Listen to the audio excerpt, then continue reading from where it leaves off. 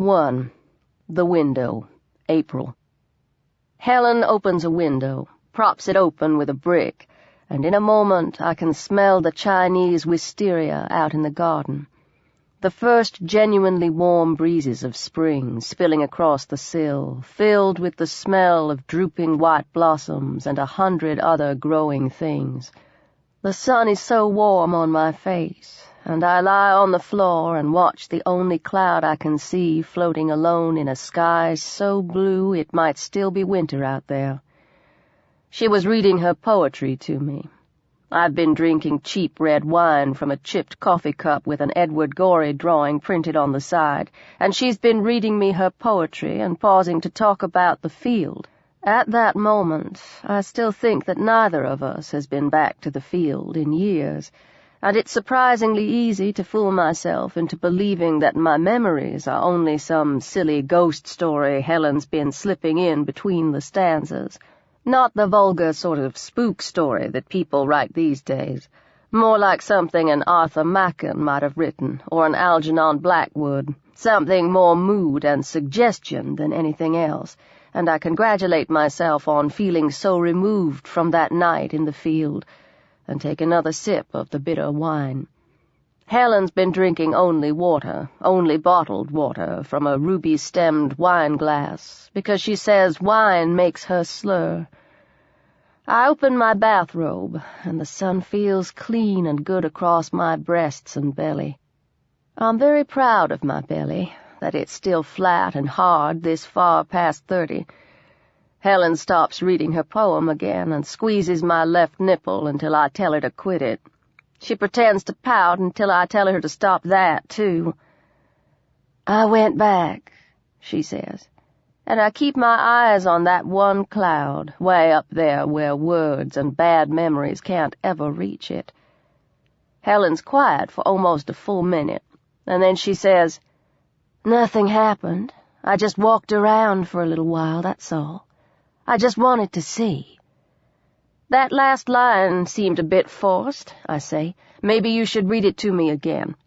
And I shut my eyes, but I don't have to see her face to know the sudden change in her expression or to feel the chill hiding just underneath the warm breeze getting in through the window. It must have been there all along, the chill, but I was too busy with the sun and my one cloud and the smell of Chinese wisteria to notice. I watch a scatter of orange after-images floating in the darkness behind my eyelids and wait for Helen to bite back. "I need a cigarette," she says, and I start to apologize, but it would be a lie, and I figure I've probably done enough damage for one afternoon. I listen to her bare feet on the hardwood as she crosses the room to the little table near her side of the bed, the table with her typewriter. I hear her strike a match and smell the sulfur. "Nothing happened," she says again. "You don't have to be such a cunt about it." "If nothing happened," I reply, "then there's no need for this conversation, is there?" And I open my eyes again. My cloud has moved along an inch or so towards the right side of the window frame, which would be east, and I can hear a mockingbird singing. "Someone fixed the lock on the gate," she says. "I had to climb over. They put up a sign, too. No trespassing." "But you climbed over anyway." "No one saw me. I don't care, it was still illegal." "I went all the way up the hill," she tells me. "I went all the way to the stone wall." "How many times do I have to tell you I don't want to talk about this?" I say, and roll over on my left side, rolling towards her, rolling away from the window and the cloud, the wisteria smell and the chattering mockingbird, and my elbow hits the Edward Gorey cup and it tips over. The wine almost looks like blood as it flows across the floor and the handwritten pages Helen's left lying there. The burgundy undoes her words, her delicate fountain pen cursive, and the ink runs and mixes with the wine. "Fuck you," she says, and leaves me alone in the room, only a ragged, fading smoke ghost to mark the space she occupied a few seconds before. I pick up the empty cup, cursing myself, my carelessness, and the things I've said because I'm scared and too drunk not to show it, and somewhere in the house a door slams. Later on, I think, Helen will believe it was only an accident, and I'm not so drunk or scared or stupid to know I'm better off not going outside after her. Outside, the mockingbird stopped singing, and when I look back at the window, I can't find the white cloud anymore. 2. The Field, October. This is not my night. This is only a dream of the night, only my incomplete, unreliable memories of a dream, which is as close as I can come on paper. The dream I've had more times now than I can recall, and it's never precisely the truth of things, and it's never the same twice. I have even tried putting it down on canvas again and again, but I can hardly stand the sight of them, those damned absurd paintings. I used to keep them hidden behind the old chifforobe where I store my paints and brushes and jars of pigment, kept them there until Helen finally found them. Sometimes I still think about burning them.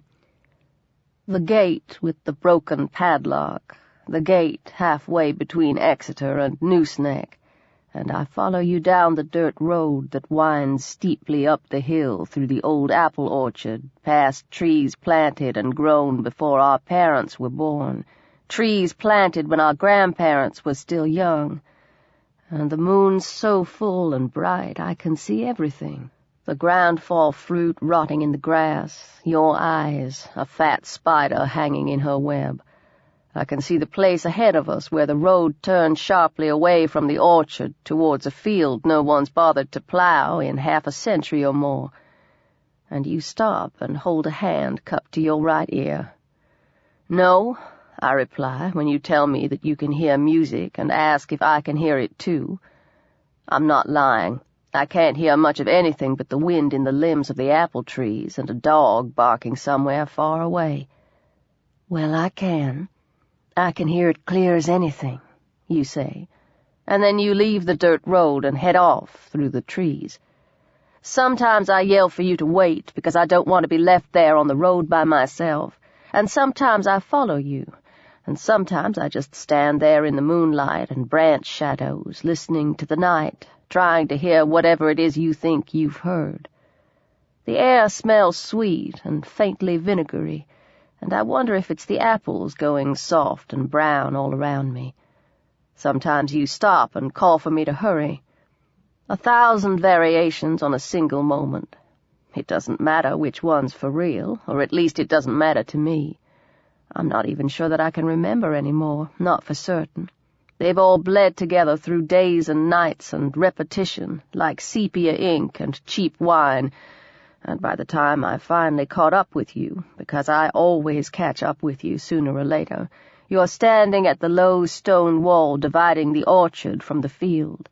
You're leaning forward against the wall, one leg up and your knee pressed to the granite and slate as if you were about to climb over it, but then forgot what you were doing.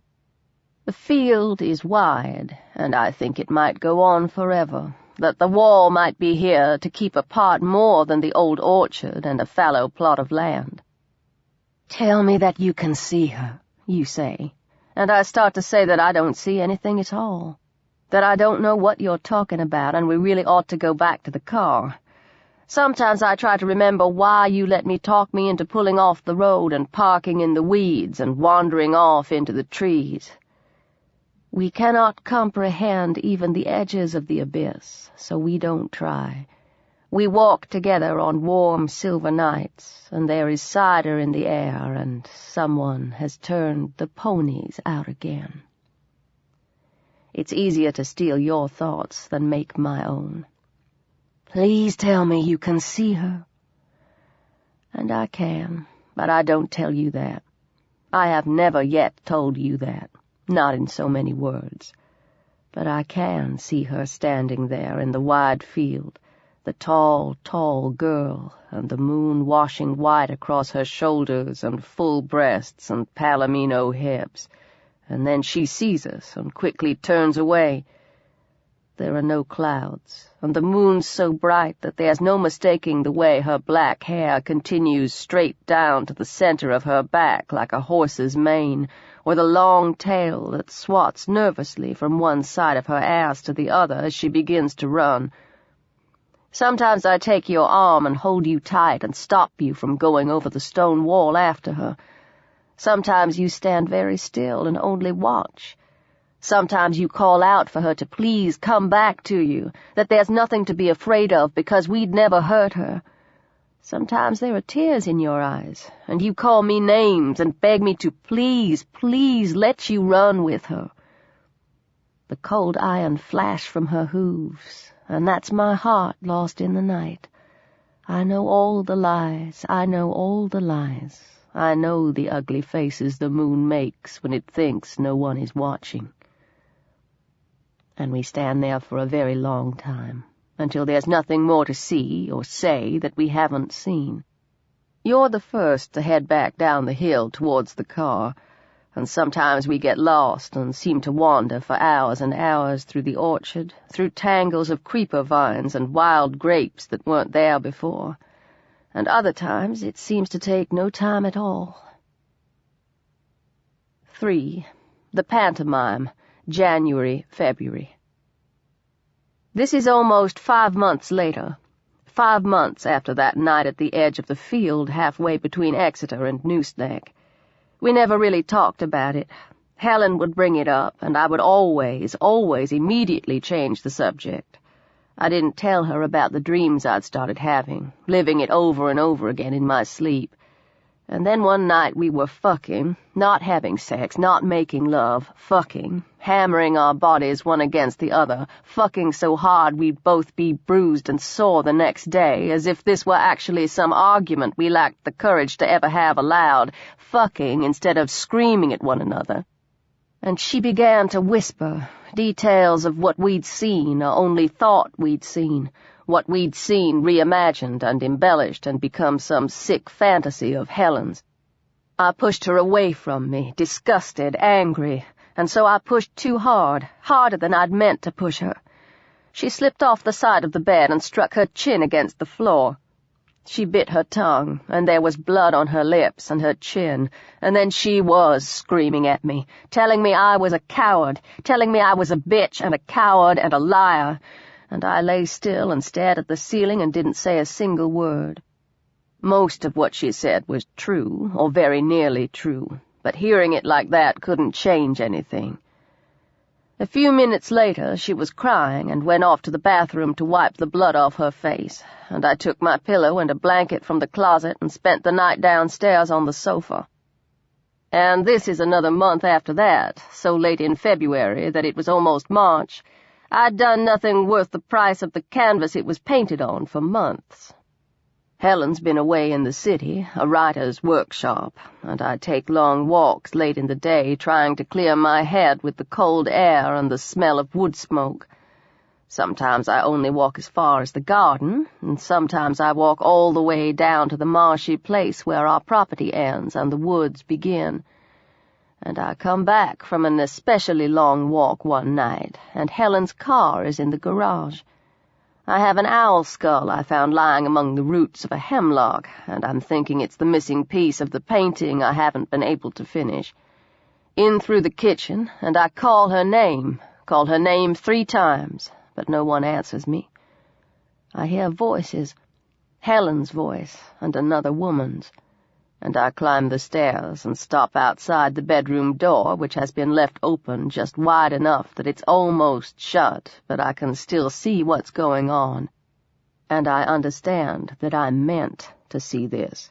Helen isn't trying to hide anything. She'd have stayed an extra night or 2 or 3 in the city, and I never would have asked why. This is being done for me almost as much as it's being done for her. I sit down in the hallway, the owl skull cradled in my hands, and I watch them. I wonder how long Helen's been home, how long I must have lingered at the marshy place and the hemlock. I wonder what would have happened if I'd come back sooner, or if I'd never gone out at all. The other woman is pretty, prettier than me, I think, and her blonde hair is pulled back into a tight bun. She's dressed in a dark green riding jacket, white jodhpurs, and tall black boots with neat little spurs on them. Helen's naked, or nearly so. She's wearing a bridle, an elaborate thing of black leather straps and stainless steel. She has a curb bit clenched tightly between her teeth, and her legs have been laced into tall leather boots that come up past her knees and end in shaggy fetlocks and broad wooden hooves. No heels, just the hooves, so she's balanced somehow on the balls of her feet. The pretty blonde woman whispers something in her ear and smiles. Helen nods once and then bends over the edge of the bed, leaning on her elbows now as the woman smears her hand with KY and works her fingers slowly into Helen's ass. And I'm watching this, all of it. I'm watching this because I know that I'm meant to see it, that it's a performance, and I can at least not be such a goddamn ungrateful coward that I refuse to simply see. I watch this because I know I have it coming. This is Helen pushing me off the bed. This is Helen making me bite my tongue. This is me forced to share my dreams. The blonde woman is holding something like a severed horse's tail, glossy chestnut strands hanging all the way down to the floor and attached to a thick rubber plug, which has also been smeared with KY. She eases the rubber plug deep into Helen, who doesn't flinch or try to pull away, who doesn't make any sound at all, who remains perfectly still and perfectly quiet until the tail is firmly in place. The blonde woman is wiping her hands clean on a white bath towel, and then she takes Helen's reins and gives them a firm tug. Helen stands up straight again, not wobbling in those boots, not seeming even the least bit unsteady on her wooden hooves. "You know what comes next?" the woman asks her, and Helen nods. "That's because you're a good girl," the pretty blonde woman tells her. "You're such a good pony." And Helen leans across the bed again, but this time she raises her left leg and rests her knee on the mattress, and I can't help but be reminded of the way she leaned against the stone wall at the edge of the orchard. The cold iron flash from her hooves, and that's my heart lost in the night. I watch from my spot on the floor while the woman uses a small ball-peen hammer to nail shiny new horseshoes onto Helen's hooves, first the left and then the right, and I watch almost everything that comes afterwards. I look away just once, and then only for a few seconds, because I thought I might have heard someone else in the hall with me, someone walking towards me, someone who isn't there, and that's when I realized that the owl skull's gone. So I tell myself I must have only thought I brought it upstairs, that I must have absent-mindedly set it down somewhere in the kitchen or on the table at the foot of the stairs, and then I go back to watching Helen and the pretty blonde woman in riding clothes. 4. The Paintings, May. And this last part, this is only a week ago. I wake up from a dream of that night, a dream of wild things running on 2 legs, wild things in moonlit pastures that seem to stretch away forever. I wake up sweating and breathless and alone. She's gone to take a piss, that's all, I think, blinking at the clock on the dresser. It's almost 3 a.m, and for a while I lie there, listening to the secret, settling noises the house makes at 3 a.m., the noises no one's supposed to hear. I'm lying there listening and trying too hard not to remember the dream when I hear Helen crying, and I get up and follow the sound down the hall to the spare bedroom that I've taken for my studio.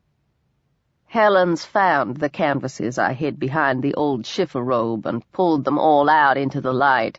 She's lined them up, indecently, these things no one else was ever meant to see, lined them up along 2 of the walls, pushing other things aside to make space for them. I stand there in the doorway, knowing I should be angry, and knowing, too, that I have no right to be angry, knowing that somehow all my lies to her about that night at the edge of the field have forfeited my right to feel violated. Some lies are that profound, that cruel, and I understand this. I do. and so I stand there, silently wondering what she's going to say when she realizes I'm watching her. Helen glances at me over her shoulder, her eyes red and swollen and her face streaked with snot and tears. "You saw what I saw," she says, the same way she might have said she was leaving me. And then she looks back at the paintings, each one only slightly different from the others, and shakes her head. "You asshole," she says. "You fucking cunt. I thought I was losing my mind. Did you even know that? Did you know I thought I was going crazy?" "No," I lie. "I didn't know." "How long have you been painting these?" she asks me, and I tell her the truth, that I painted the first one only a week after the night we walked through the orchard. "I ought to have them framed and put them on the walls," she says, and wipes at her eyes. "I ought to hang them all through the fucking house, so you have to see them wherever you go. That's what I ought to do. Would you like that?" I tell her that I wouldn't, and she laughs and sits down on the floor with her back to me. "Go to bed," she says. "I wasn't trying to hurt you," I tell her. "I wasn't ever trying to hurt you. No. Don't you dare fucking say anything else to me. Go back to bed and leave me alone." "I promise I'll get rid of them," I tell her, and Helen laughs again. "No, you won't," she says, almost whispering. "These are mine now. I need them, and you're not ever going to get rid of any of them, not tonight and not ever." "I was scared, Helen." "I told you to go back to bed," she says again, and I ask her to come with me. "I'll come when I'm ready. I'll come when I'm done here." "There's nothing else to see," I say. But then she looks at me again, her eyes filled with resentment and fury and bitterness, and I don't say anything else. I leave her alone with the paintings and walk back to the bedroom. Maybe, I think, she'll change her mind and destroy them.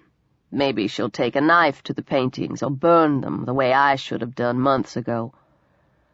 I sit down on the edge of the bed, wishing I had a drink, thinking about going downstairs for a glass of whiskey or a brandy, or maybe going to the medicine cabinet for a couple of Helen's Valium.